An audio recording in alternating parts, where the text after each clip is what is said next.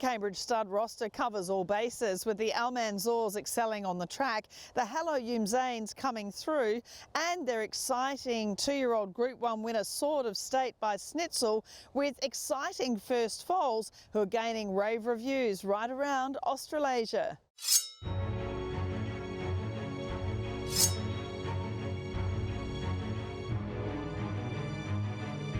But Sword of State and OP Boss and KG Ride wins the Steamer Stakes.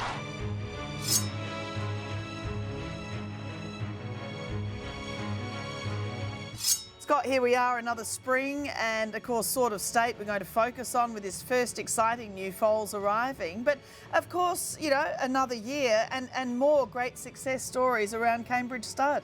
Yeah, it's a lot going on as per usual, particularly this time of year, but no, it's been a really successful past racing season for Brendan and Joe, and we've got some of our better horses coming back up now through the spring again. And on the breeding side, yeah, it's all go. New foals for Sword of State, and you know the farm looks terrific. We've got lush grass everywhere, and it's yeah, just a great time of year, I think, in this industry.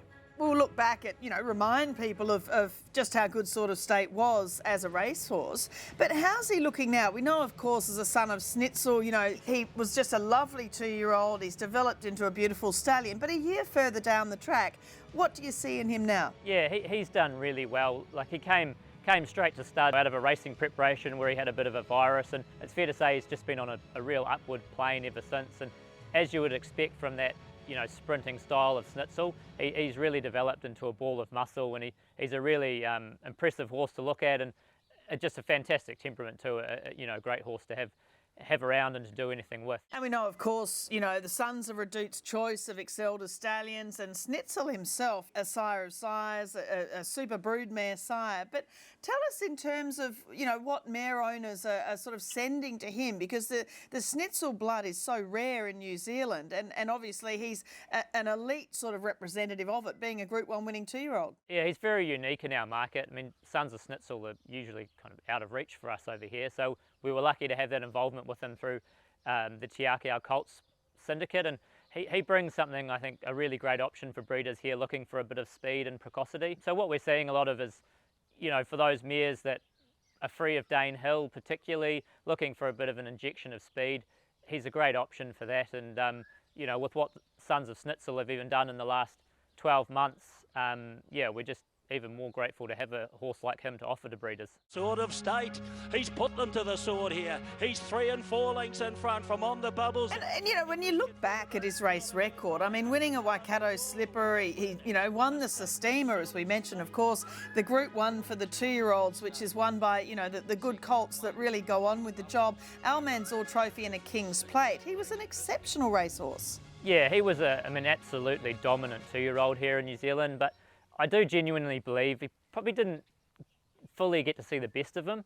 You know, he had to aborted 2-year-old campaign in Sydney because of the weather, which, you know, it would have been exciting to see him take on the top 2-year-olds in Australia, and I think he would have really measured up there. And things didn't go quite well in the spring, and he got back in track here, you know, through Group 3 races, admittedly, but when you go back and look, he beat Imperatrice, which, you know, every week that looks better and better the way she's going. And then he was, you know, really flying again over in Queensland, and again that virus just came at the wrong time. So really achieved a lot. You know, you look at his times and his sectionals and just the way visually he did things. Like, he's a really impressive horse, but I just do think he probably, different circumstances, he could have even achieved a bit more on the track. And I sell him for 600,000.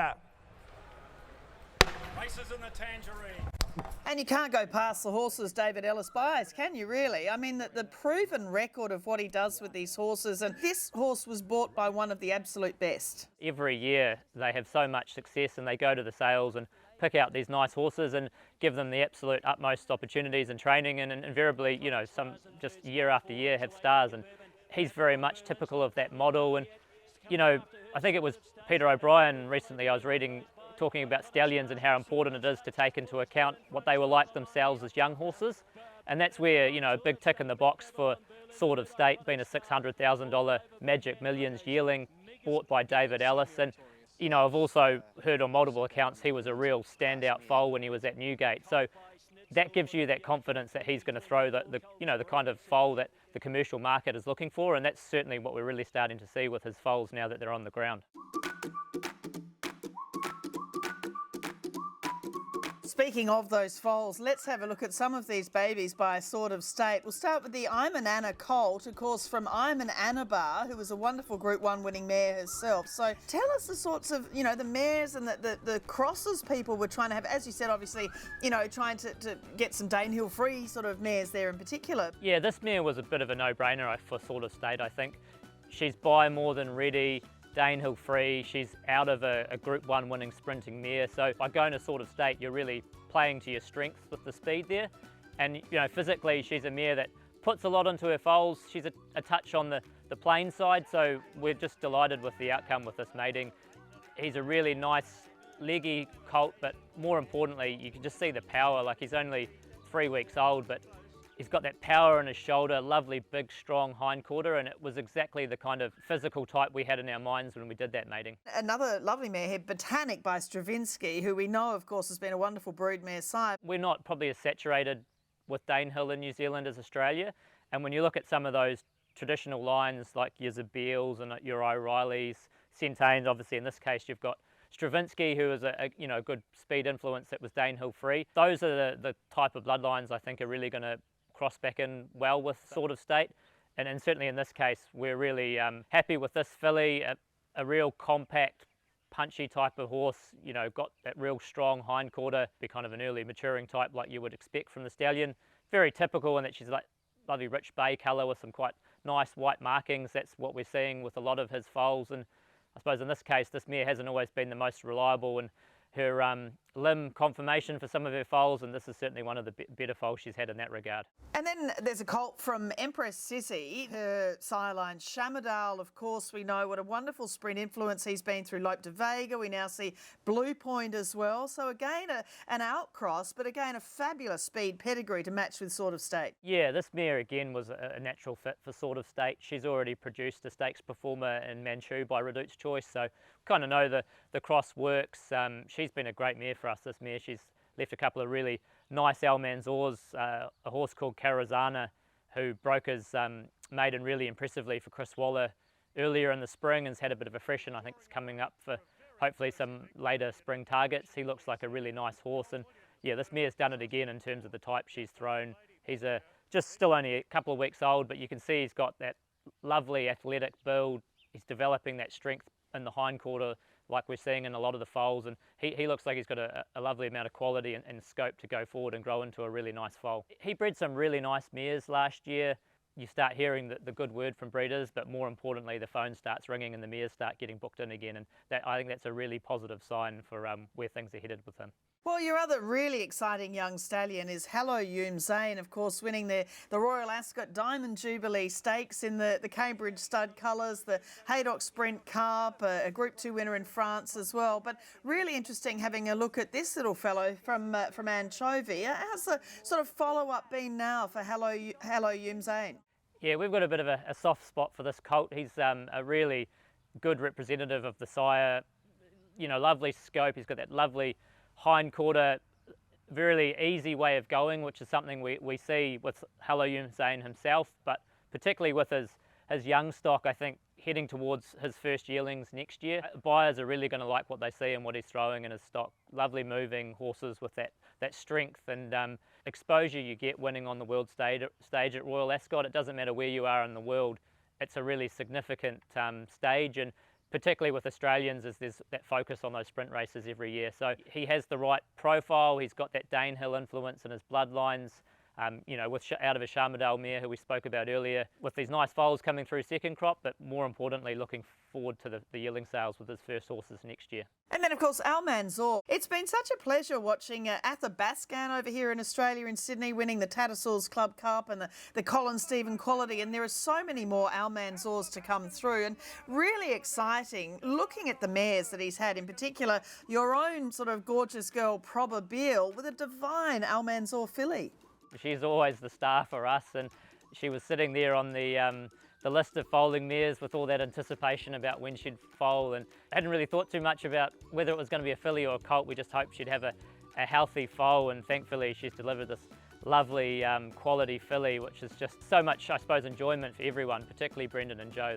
They get such a thrill out of Probabeel and everything she's done. So now to have that next phase of her career underway is fantastic, and yeah, she's got a bit of star quality about this filly, really. You got to have your wits about you when you're out in the paddock. She's really active and she's certainly not shy. So I think she kind of knows she's good, and you shouldn't say they're different, but there's no doubt that whenever someone goes past the paddock where her and Probabeel are, they might stop for a photo or have a look, because she is a bit special.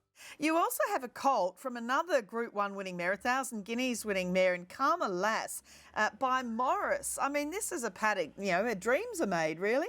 Yeah, and they're best mates, the two of them. They were both, went through the Tiakau system, campaigned over in Australia together, so they were, buddied up in training, and then through the winter here they've shared a paddock and thankfully done the right thing and both foaled around the same time. So Kahma Lass has got a nice Morris colt, which is a pretty exciting horse to think about, obviously, and Morris is doing a great job, so it's a really good proven stallion to kick her off. And yeah, the two of them are in the paddock there, which is yeah, definitely the kind of a VIP paddock on the farm, that's for sure. He actually covered more mares by Probabeel than any other last year, so Amarelinha and Probabeel were the top ones, but he's already had 2 of his Group 1 performers were out of Probabeel mares, so it seems to be a cross that's really showing potential. And in the case of Amarelinha, she's left just a fantastic first foal. One of the things that Almanzor does very well is those maiden mares.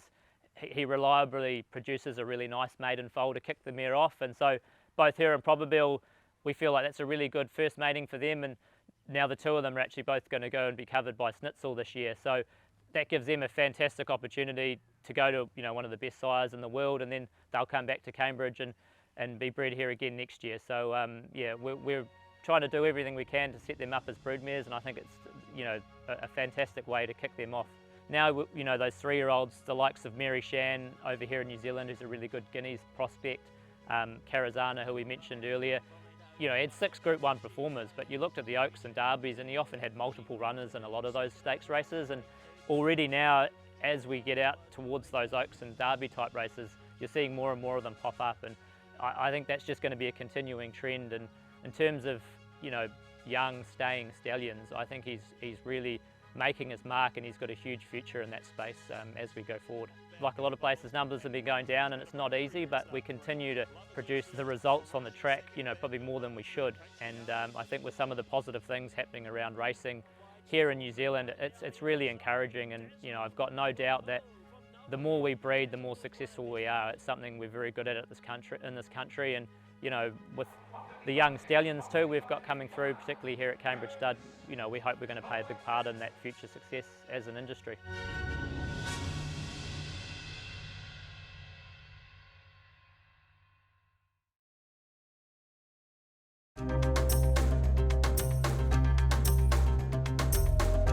In our G1 Goldmine analysis this week, we recap on Sort of State and his sire Snitzel from a previous look at the influence of the 4-time champion Australian sire and his best nicks. We see the speed influence elusive quality as a successful stakes-winning cross at nearly 14% success rate. Colonial Speed sire General Nadim also matches up well, featuring a number of Group 1 winners on the cross, with Street Cry, Last Tycoon and Red Ransom mares also worth considering for a match-up with Sort of State in this season and beyond.